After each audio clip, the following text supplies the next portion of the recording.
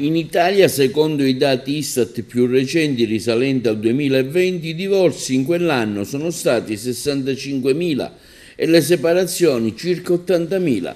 La media dei divorzi si attestava fino al 2014 a circa 50-55.000 all'anno, ma si è verificato un picco nel 2015 e nel 2016 grazie alla riforma che ha introdotto il cosiddetto divorzio breve.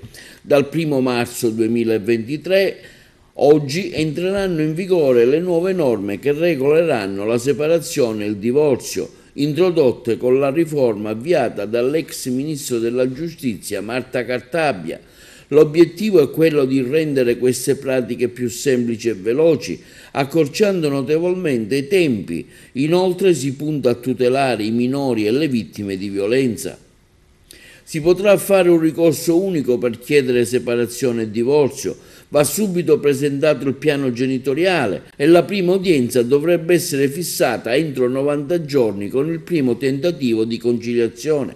Sono previste anche più sanzioni che vanno dal risarcimento nel caso in cui vengono messe delle parti delle proprie condizioni economiche fino a una sanzione amministrativa a 5.000 euro per la violazione del piano genitoriale. Uno degli obiettivi cardini della riforma è la velocizzazione dei procedimenti. Finora c'era la possibilità di fare un accordo extragiudiziale.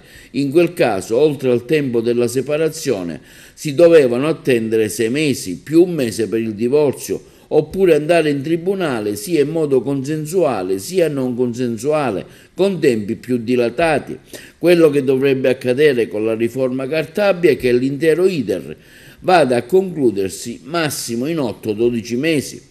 Altro obiettivo della riforma, che fa parte del PNRR, vede tra i vari livelli quello di arrivare entro ottobre 2024 a riunire le competenze in un tribunale per le persone, i minorenni, per le famiglie, che possano così tutelare soprattutto i figli in questi processi.